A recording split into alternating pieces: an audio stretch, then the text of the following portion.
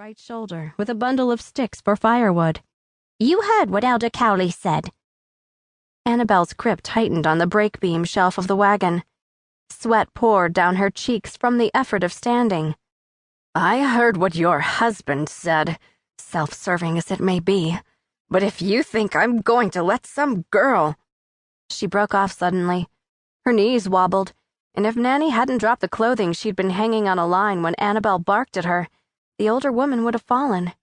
Nanny grabbed her and helped her sit in the back of the wagon. "If you are done venting your gall," I said, "you should lie down and gather your strength. We'll discuss it later." Laura leaned close to my ear. "That fever was sent by the Lord, but Annabelle is recovering quickly. Don't waste time." 2 mornings later, a man appeared in camp, riding bareback on a pinto. He was a handsome young Lamanite, with his black hair pulled into a ponytail and a string of beads across his bare chest. He wore only a loincloth, and the sun had burnt his skin bronze. Paiute. I was with Sister Laura at the creek when he appeared on the opposite stream bank. I stiffened and grabbed Laura's arm. "Get the girls." She looked up and gave a start, and then her eyes darted to her daughters, who were bathing naked in the pool between us and the man on the horse.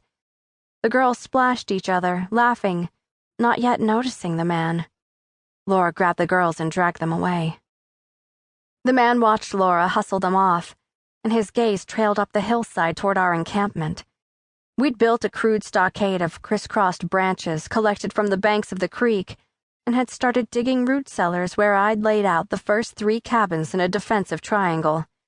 There could be no doubt of our intentions. It was a permanent encampment. The man turned back to me with narrowed eyes and said something in a hard voice. I warrant it was something like, "This is my hunting ground, go away." But for all I knew, he was asking how long it would take until we opened the trading post, or if we'd seen a certain good-for-nothing horse that had run off. "We're peaceable," I said. "We mean you no harm." He nudged his horse toward me. It kicked up mud as it crossed the creek. I froze. And suddenly I was only a girl, 18 and alone in the wilderness, unarmed. This man might hate white men. Maybe soldiers had killed his family and driven him into the wilderness, and this was his chance for revenge. "Dear Lord, where are they?" I prayed. "Where are my sisters?" Women's voices rose on the hillside. Sister Laura's climbed above the others, shrill and angry. The horse pulled next to me while I stood perfectly still, trembling in terror. I could smell the man at his horse. He carried a bow over his shoulder and a knife at his waist, its leather sheath decorated with green and yellow glass beads that reflected the sun. The man ran his fingers through my hair. He said something else. It sounded curious rather than hostile, but I'd squeezed my eyes shut and couldn't see his expression. A gunshot cracked the sky. The horse shied away with a toss of the head and a whinny of fear. The rider gripped its mane and struggled to regain control.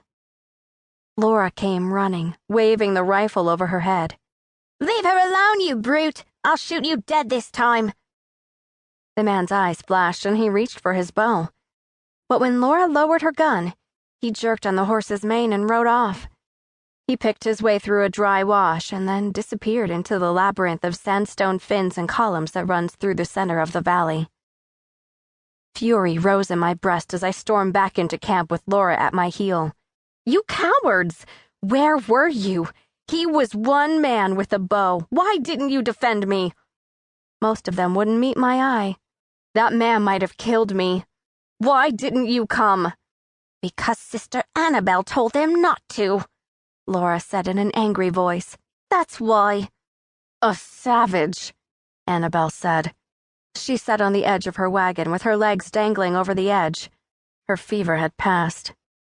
A rifle lay across her lap, but her hands busied themselves stitching up a hole in a child's shirt. "If we'd gone down waving guns around like this one," she jabbed her needle in Laura's direction, "he'd have seen that we're all women, and then a dozen of the beasts would show up in the night to make an attempt on our virtue." "We are alone," I said.